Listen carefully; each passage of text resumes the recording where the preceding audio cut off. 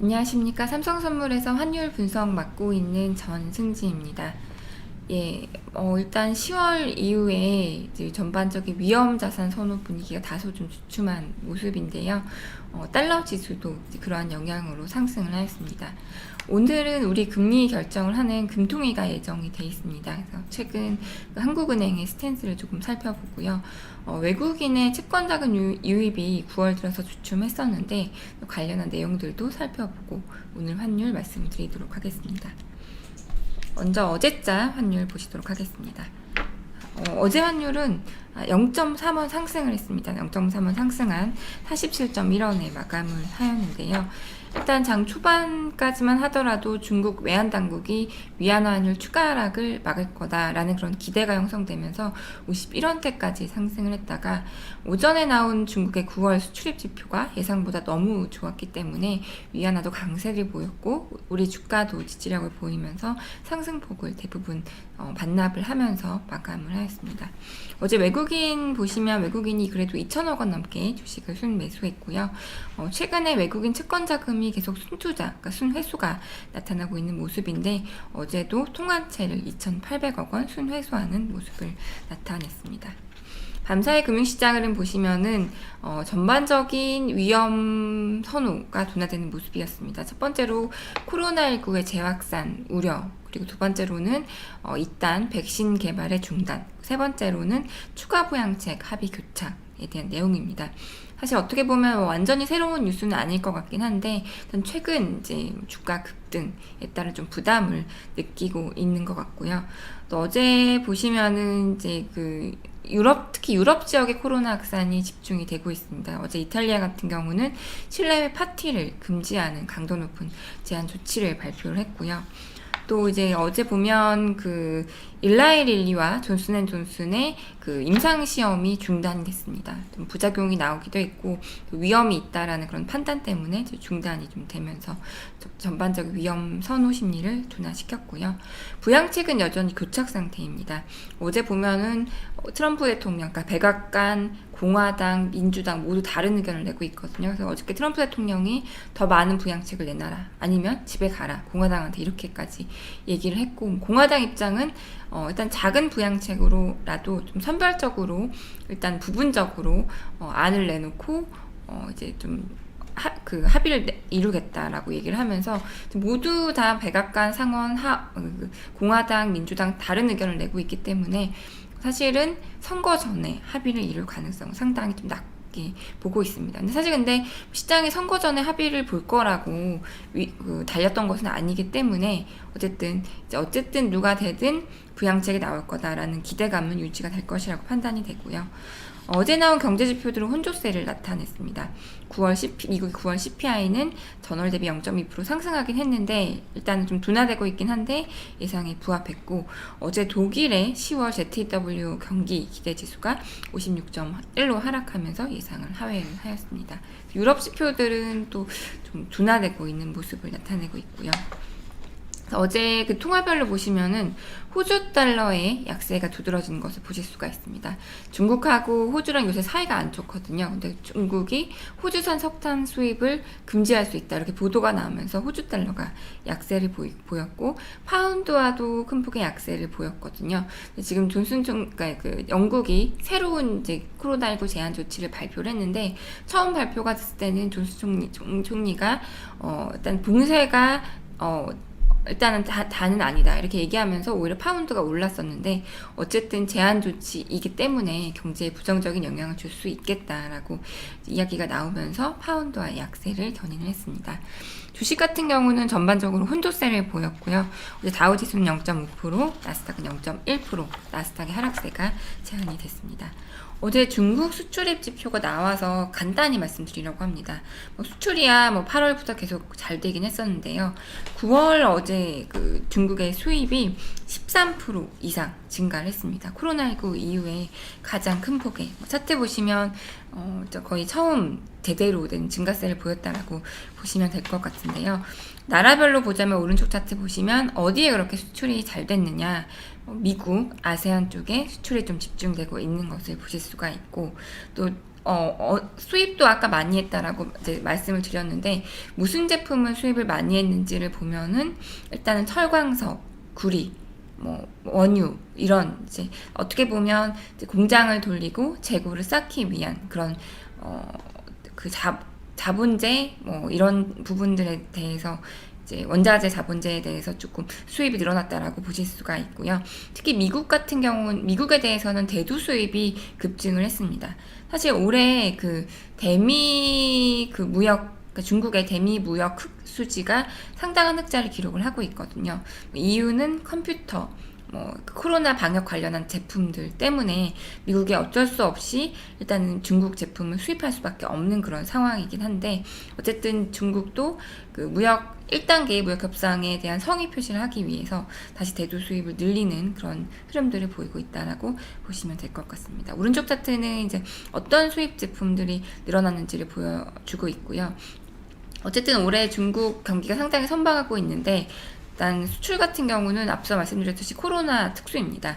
일단 컴퓨터 제품, 재택근무, 또 그 원격 수업하면서 관련한 그 컴퓨터 제품이 늘어나고 있고요. 특히 이제 미국이 다시 계약을 하면서 노트북 수요도 급증을 하고 있고, 앞서 말씀드린 그 방역 관련, 또 그 의료 제품 관련한 그 수출이 계속 집중이 되고 있습니다. 그래서 어떻게 보면 코로나19가 많이 진정되면 중국의 성장세는 오히려 조금 둔화될 수 있지 않을까 생각을 해볼 수도 있는 문제이긴 한데, 어쨌든 중국의 성장의 기반을 좀 탄탄하게 해주는 역할을 하고 있습니다. 그래서 중국의 수입 증가는 긍정적으로 볼 수가 있고, 또 세계 경제에도 어떻게 보면 다 같이 또 경기가 살아나는 그런 모습으로 연결될 수 있다는 판단입니다.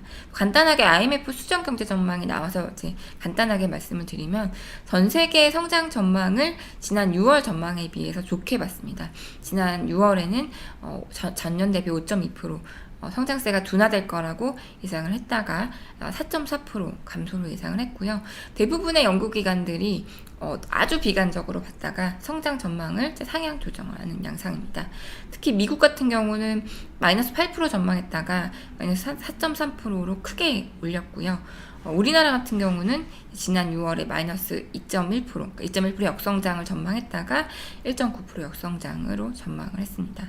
유럽 같은 경우는 미국에 비해서는 조금 성장에 대한 기대가 약화되는 모습이고요.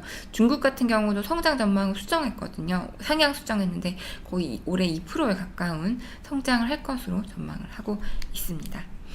이제 우리 금통위가 오늘 예정이 돼 있는데요. 사실 지금 통화정책, 나라별로 통화정책을 보면 코로나 이후에 모두 다 금리 인하, 통화 완화를 하는 양상이었다면, 여름 이후의 스탠스는 다시 좀 차별화되고 있습니다. 중국 같은 경우는 완화하는 것을 좀 다시 이제 좀 그 통화 완화를 이제 좀 붙잡고 있는 상황이고요.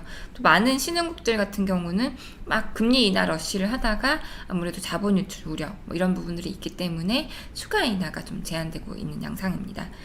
너무 좀 어두우실 수 있는데, 한국 같은 경우는 지금 기준금리가 0.5%입니다.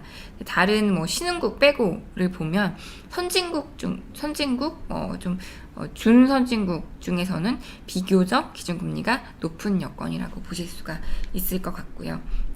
근데 지난 8월 금통위를 보면은 이주열 총재가 추가 금리 인하를 하는 것에 대해서 부작용은 없는지 조금 더 조심스럽게 고민해 보겠다라고 얘기를 하면서, 시장금리가 보시면 우리 3년물 금리와 이제 빨간 차트가 10년물 금리인데 꽤 많이 올랐습니다. 꽤 많이 올랐고, 물론 이제 8월 이후에 글로벌 금리 전반적으로 좀 변동성을 보인 부분은 있긴 하지만 우리 3년, 10년 시장금리가 많이 올랐고요. 또 8월 금통위 의사록 내용을 보니까 그 실물과 그 자산 가격 간의 괴리에 대해서 좀 강도 높게 좀 고민을 하는 그런 내용들이 있었기 때문에, 아무래도 우리는 이제 또 부동산에 대한 그런 고민들도 있을 수 있겠죠. 그래서 이번 금통위도 많이 완화적인 스탠스를 취하기는 어려울 것 같다라고 이제 시장에서는 많이 보고 있습니다. 이제 우리랑 좀 비슷한 여건인 호주와 우리나라를 많이 비교를 하거든요. 근데 반면에 호주는 상당히 공격적으로 완화 정책을 취하고 있습니다. 지난 3월에 0.25%로 기준금리를 인하했고요. 또 호주 같은 경우는 이제 일본과 같이 3년 국채금리를 0.25% 수준에서 관리하는 그런 좀 상당히 공격적인 완화 정책을 취하고 있습니다. 지금 추가 금리, 그러니까 기존 금리 0.25%를 추가 인하하는 기대가 나타나고 있고요.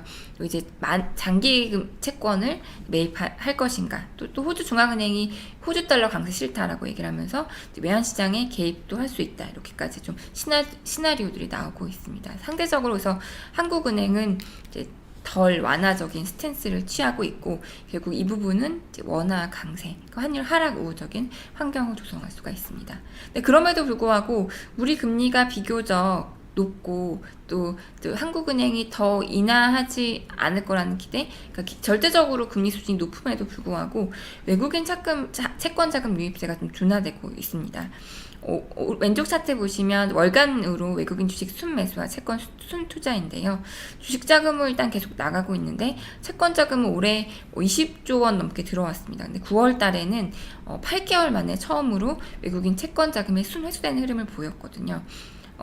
일단은 사실 근데 오른쪽 차트 보시면 뭐 중국 때문이긴 하겠지만은 전반적으로 신흥국 채권 펀드로의 자금 유입은 계속 되고 있는데, 우리나라에서는 왜 채권 자금이 좀 유입이 둔화됐을까 좀 고민을 해보면, 외국인은 보통 보면 환율이 레벨이 높을 때 많이 들어오더라고요. 근데 9월에 환율이 많이 빠진 그런 측면도 있었고, 또 한은이 더 이상 금리 인하를 조금 주춤할 그런 기대감을 주면서 채권 가격 상승에 대한 기대를 낮춘 부분도 있을 것이고, 또 하나가 이제 외국인 재정 거래 유인이 조금 줄어들면서 외국인 채권 자금 유입이 좀 둔화됐다라고 보실 수가 있겠습니다. 지금 그러니까 채권 시장에서 외국인 비중이 한 7.5% 정도 되거든요. 누가 가지고 있는지를 보면 아시아가 거의 50%, 유럽이 30% 정도 가지고 있습니다. 과연 이제 사실 좀 신경이 쓰이는 게 중국으로의 채권 자금 유입이 가파르게 진행이 되고 있고, 또 중국이 9월 달에 WGBI 지수까지 편입이 되면서 중국으로 너무 자금이 쏠리는 것 아니냐라는 좀 고민도 좀 해볼 수 있을 것 같습니다. 사실 그동안에는 사실 우리가 중국 채권에 뭔가 프록시, 대체 역할을 할 수 있기 때문에 우리 채권 시장으로도 자금 유입 기대가 될 거다라고 생각을 했었는데, 외국인 채권 자금이 어떻게 계속 조금 자금 유입이 둔화될 건지 한번 지켜보시면 좋을 것 같습니다. 일단은 오늘 환율은 40원대 후반, 50원대 초반에 등락이 예상이 됩니다. 일단 중국이 위안화 강세를 일단은 저지할 수 있다라는 기대감을 형성시키면서 위안화 강세, 위안화 환율 하락이 좀 주춤한 상황이고요. 또 앞서 말씀드렸듯이 일단 위험 선호 분위기가 주춤한 상황, 이런 상황들은 환율의 지지력을 제공하는 그런 요인들입니다.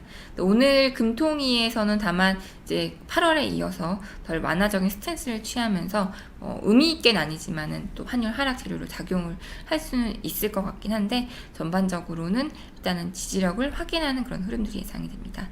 기술적으로 40원대 한 중반, 50원 사이에 많은 그 기술적인 지지선들이 포진되어 있습니다. 일단은 어찌어찌 해서 지지력을 좀 나타내고 있는 상황인데요. 오늘도 이러한 40원대 후반, 50원대의 지지력을 확인하는 하루가 될 것으로 예상을 하고 있습니다.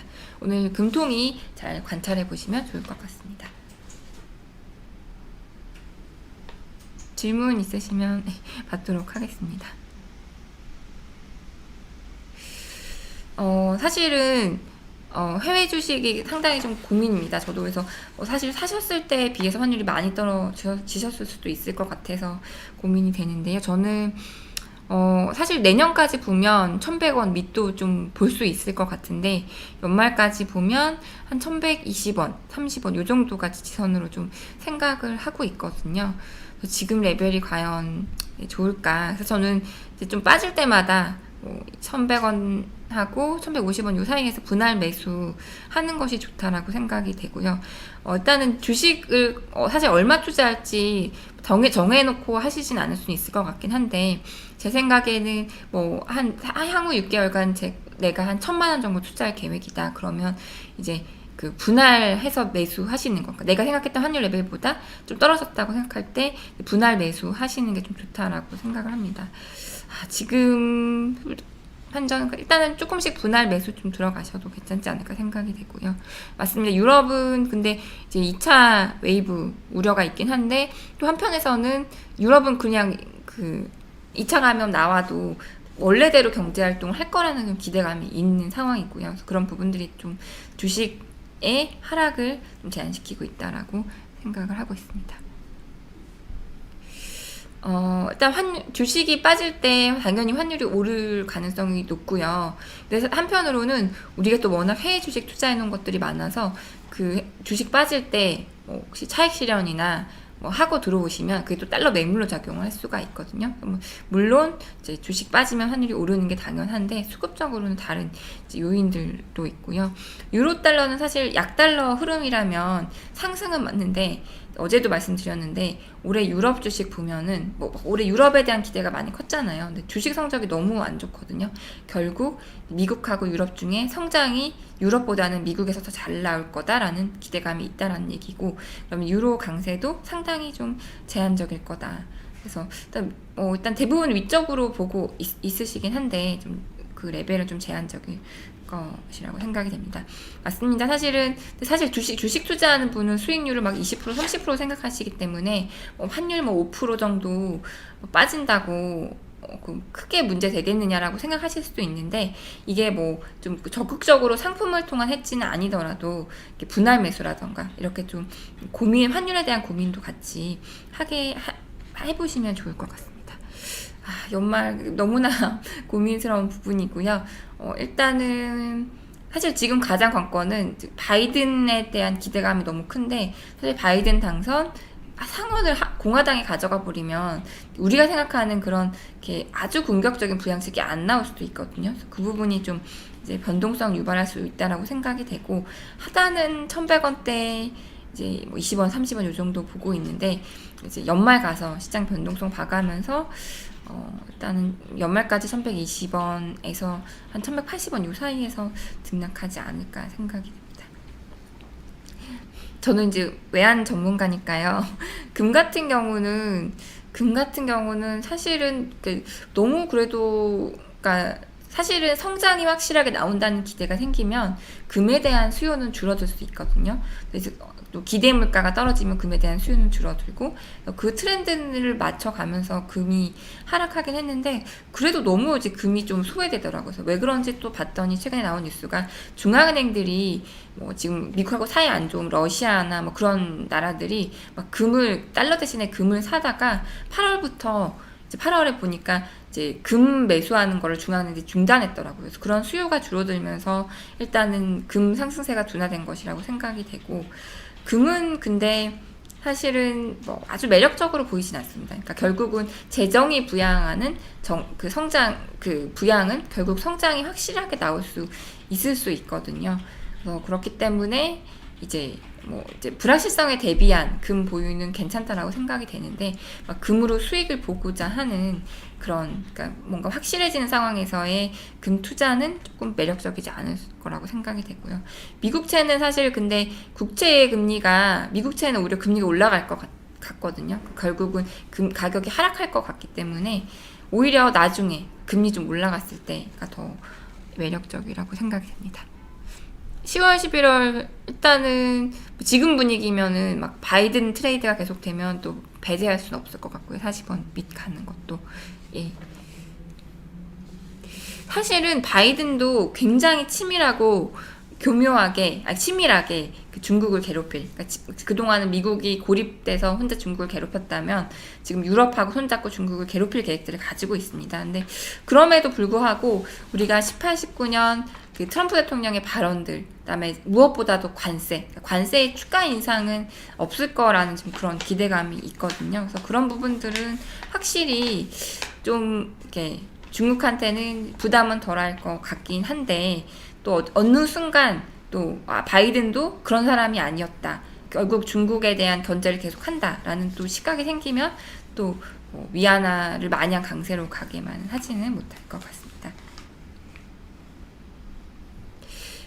사실은 연말 선거가 굉장히 변동성을 유발할 거라고 기대를 했고, 사실 바이든에 대한 시장의 입장도 골드만삭스 같은 경우도 8월 달에 바이든 되면 주가 완전히 폭락할 것처럼 이제 이렇게 분석을 했다가 지금 막 트렌드는 바이든이 어쨌든 뭐 지금 사실 바이든이 제일 걱정이 되는 게 법인세 인상하는 거거든요. 근데 사실 텍스 플랜은 나중 이야기다. 뭐 경제가 이런 상황에서 당장 세금 올리겠느냐. 그래서 오히려 이제 더 공격적인 경기 부양책에 초점을 맞추면서 위험선으로 이제 나아가고 있다라고 이제 볼 수가 있거든요. 그래서 일단은 이제 시장에 또 가면 또 따라가니까 거기에 초점을 맞춰서 또 좀 상승보다는 하락 우호적인 환경이 유발될 것 같습니다. 그리고 특히 무엇보다 원화는 굉장히 달러 매수 포지션을 가진 분들이 많습니다. 해외 투자하시는 분들도 결국 달러 매수 포지션을 쏠려 있는 포지션이라고 볼 수도 있거든요. 그래서 위가 무거울 그런 가능성이 높고요.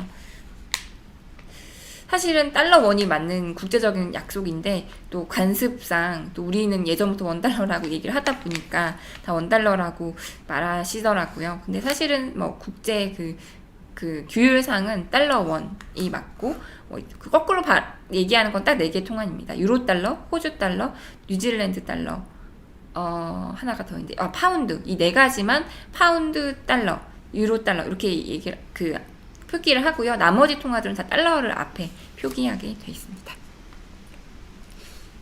예, 오늘은 여기까지 하고요. 오늘 즐거운 하루 보내시고 저는 내일 뵙도록 하겠습니다. 오늘도 감사드립니다.